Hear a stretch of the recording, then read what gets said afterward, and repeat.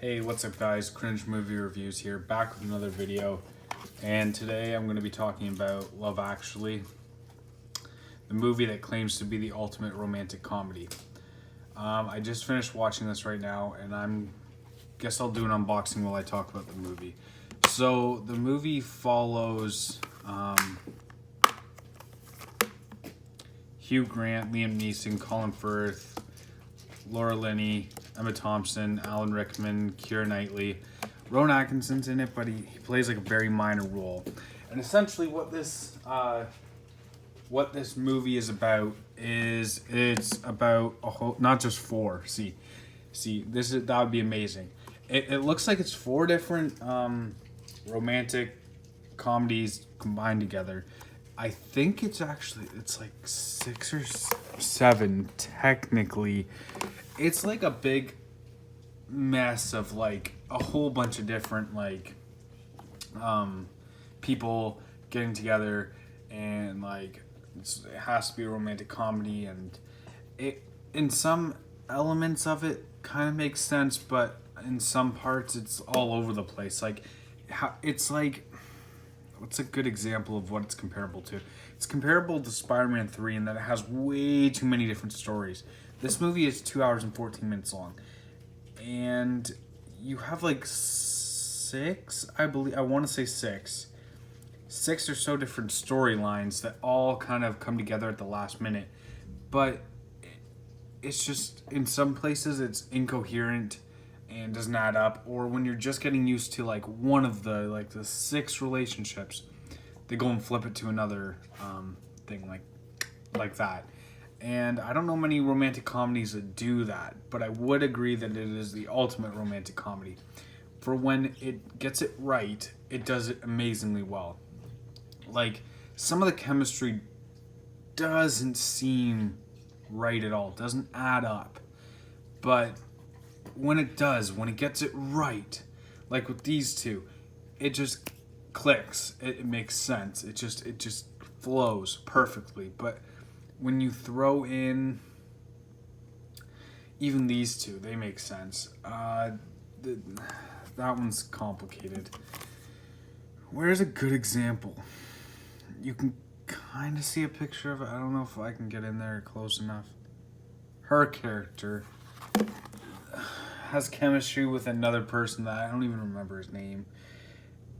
And their kind of chemistry doesn't really add up to me, and their story doesn't make sense. It seemed like they just threw that in there, like, let's get another story in there. Let's throw that in. So that one doesn't really add up for me. But I would have to say my favorite story of them, if I were to pick 2, because I have top 2, would be this one, Colin Firth, and I don't know her name. Their story is fantastic, and is that Colin Firth? I think that's Colin Firth, isn't it?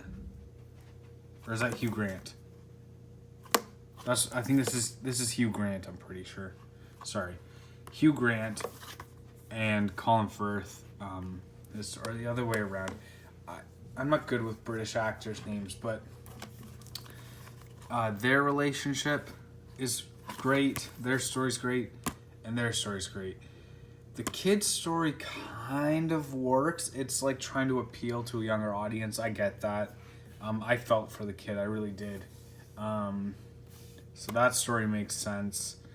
But like I said, once you throw in more than, even if it was just these 4, I think maybe that would have worked better. But it's not. There's more than just the 4 different relationship stories.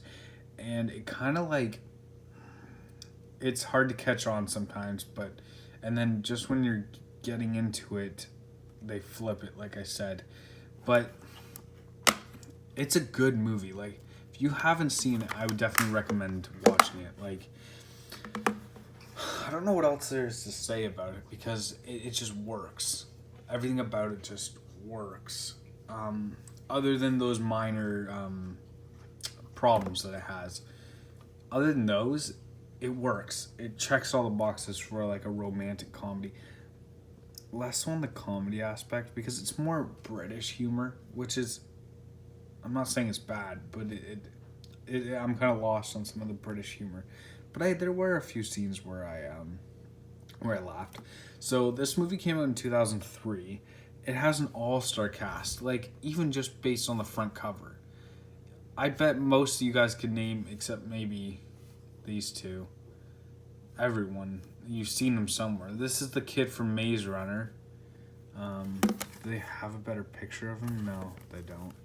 But he's from Maze Runner. Everyone knows Liam Neeson. She's from Harry Potter. She's from something else. A Will Ferrell movie. That is Alan Rickman plays Professor Snape. Like Walking Dead, I haven't really watched much, but that's where he's from. Bridget Jones' Diary. Is she from Bridget Jones' Diary? I'm not sure.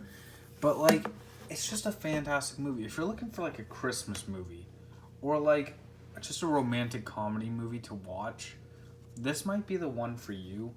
Like I said, the only problem I had with it was incoherent stories at some points, but they more than make up with it with the stories that they do get correct. So this is Love Actually on Blu-ray. Like I said, it's a 2003 release. This being the French Canadian because it has the French. I don't know why the French is like that, but whatever. It's from Universal Studios. It's rated 14A. I don't know where else there is. Some of the bonus features are okay. But yeah. I think I picked this up for $6.99 at Shoppers. If you're following my Instagram, you'll know how much it is because I post pictures before I take the wrap off of them, before I unbox them. But I was dreading watching this movie, to be honest, and it actually kind of surprised me, believe it or not. So if you're new to my channel, and I haven't posted that other video yet, this one's going to go up before then, I am doing a purge of my collection. Anything that I rank less than a 5 is getting taken out, and I'm selling it to the local video store, get some store credit. I'm working towards getting a new Xbox. So this movie, where does it fall in my ranking system? I'm gonna be honest. If I wasn't such a sap for romantic movies, I probably, I need to get that factor out of the way because I would have given this like an 8 out of 10 because it's an awesome romantic movie. But I need to be unbiased here. And would this be a movie that I'd want to pop in all the time? Because that's what I would consider an 8 or higher, would be something that I would just pop in whenever. Like, oh, I'm bored. Let's put Love Actually on. I feel like I'd be hesitant to put this on sometimes. So for that reason, I'm going to give it a 6.5 out of 10. Now keep in mind, a 5 out of 10 means that I'm less likely to put it in. And I'll give you an example of a movie that I rated a 5 out of 10 just quickly. After Earth is a 5 out of 10 in my opinion. That one was on the cusp of being taken out, but I kept it anyways. This one is a 6.5 out of 10. So it's getting better. 7s are fantastic. 6.5s are still good in my books. I don't think I've rated anything a 10 out of 10 yet. I haven't come across any movies like that yet.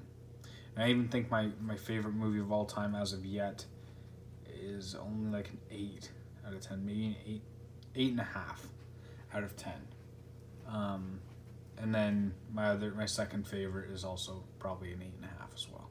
But anyways, guys, thanks for watching. Consider subscribing. And this has been my first review on the channel for Love Actually.